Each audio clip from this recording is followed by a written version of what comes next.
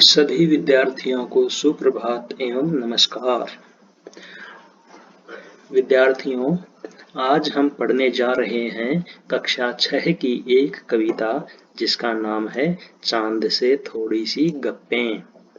इस कविता के कवि का नाम है शमशेर बहादुर सिंह। विद्यार्थियों, इस कविता के कठिन शब्द भी हमने एक तरफ लिखे हुए हैं ताकि आपको इस कविता में आने वाले कठिन शब्दों का अर्थ समझने में दिक्कत ना हो। विद्यार्थियों, इस कविता में एक 10-11 साल की लड़की के निर्मल मन का वर्णन किया गया है। वह लड़की बहुत जिज्ञासु है। अपने इसी जिज्ञासुपन के कारण वह चांद से ढेर सारे प्रश्न पूछती है। वह चांद से पूछती है कि गोल हैं खूब मगर आप तिरछे नजर आते हैं जरा, आप पहने हुए हैं कुल आकाश तारों जड़ा। वह चांद से कहती है कि आप गोल नजर आते हैं लेकिन आप उसके साथ ही तिरछे नजर आते हैं और ऐसा लगता है कि जैसे आपने पूरे आकाश कुल यानी क्या है, पूरा कंप्लीट, आपने पूरा आकाश पहन रखा हो और वो आकाश कैसा है, तारों से जड़ा हुआ, अर्थात ऐसा लगता है कि जैसे आपने मोती रूपी तारों से जड़ा हुआ आकाश पहन रखा हो। सिर्फ मुंह खोले हुए हैं अपना गोरा चिट्टा गोल मटोल, अपनी पोशाक को फैलाए हुए चारों सिमत, आप कुछ तिरछे नजर आते हैं जाने कैसे खूब है गोपी।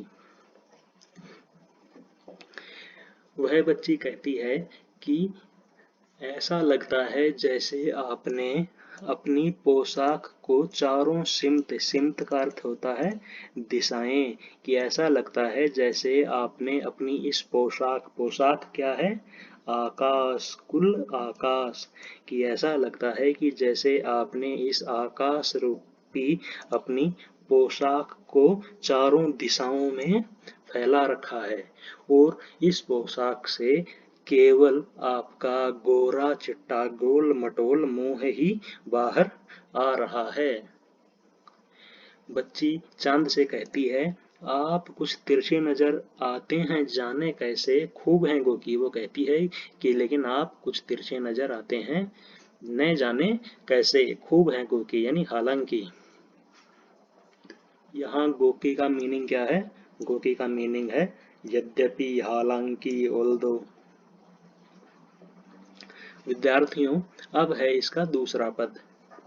दूसरे पद में वह बच्ची चांद से कहती है, वाह जी वाह, हमको बुद्धू ही मेरा समझा है, हम समझते ही नहीं जैसे कि आपको बीमारी है। वो बच्ची कहती है कि अरे चांद, क्या तुमने हमें निरा यानी पूरी तरह, बुद्धू यानी पागल बेवकूफ की, हे चांद, क्या तुमने हमें पूरी तरह बुद्धू पागल या बेवकूफ ही समझ लिया? हम समझते ही नहीं जैसे कि आपको बीमारी है। क्या हमें ये नहीं पता कि आपको एक बीमारी है? बच्ची चांद से क्या कहती है कि हे चांद, क्या तुमने हमें निरा बुद्धू यानी पूरी तरह बेवकूफ पागल ही समझ लिया? क्या हमें ये बात मालूम नहीं है कि आपको बीमारी है? अब बच्ची क्या सोचती है उसके बारे में कि उसको कौन सी बीमारी है? वो बच्ची कहती है, आप घटते हैं तो घटते ही चले जाते हैं और बढ़ते हैं तो बस यानी कि बढ़ते ही चले जाते हैं। बच्ची कहती है कि जब आप एक बार घटते हैं तो घटते ही चले जाते हैं और जब आप बढ़ते हैं तो बस यानी कि बढ़ते ही चले जाते हैं। और वो कहती है कि जब आप घटते हैं तो घटते ही चले जाएंगे और जब आप बढ़ते हैं तो बढ़ते ही चले जाते हैं। विद्यार्थियों, यहाँ हिंदी मास के दो पक्षों, कृष्ण पक्ष और शुक्ल पक्ष का वर्णन है। जैसे कृष्ण पक्ष में चंद्रमा की रोशनी कम होती है और शुक्ल पक्ष में चंद्रमा की रोशनी ज्यादा होगी, यानी शुक्ल पक्ष में चांद पूरा दिखाई देता है और कृष्ण पक्ष में चांद कम दिखाई देगा, उसकी रोशनी कम दिखाई देगी। उसके बाद वो कहती है, दम नहीं लेते हैं जब तक बिल्कुल ही गोल न हो जाएं और आप तब तक दम नहीं लेते। दम लेना यानी यहाँ पे दम लेना का मीनिंग क्या है?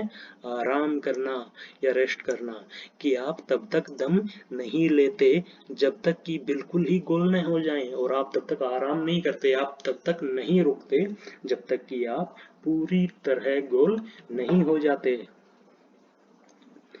बिल्कुल गोल यानी आप जब तक पूरी तरह बिल्कुल गोल न हो जाएं तब तक आप आराम नहीं करते।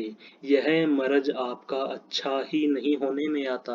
और वह लड़की कहती है कि आपका यह मर्ज न जाने कैसा मर्ज है कि अच्छा होने में ही नहीं आता। मर्ज विद्यार्थियों, यहाँ मर्ज का मीनिंग है रोग, बीमारी।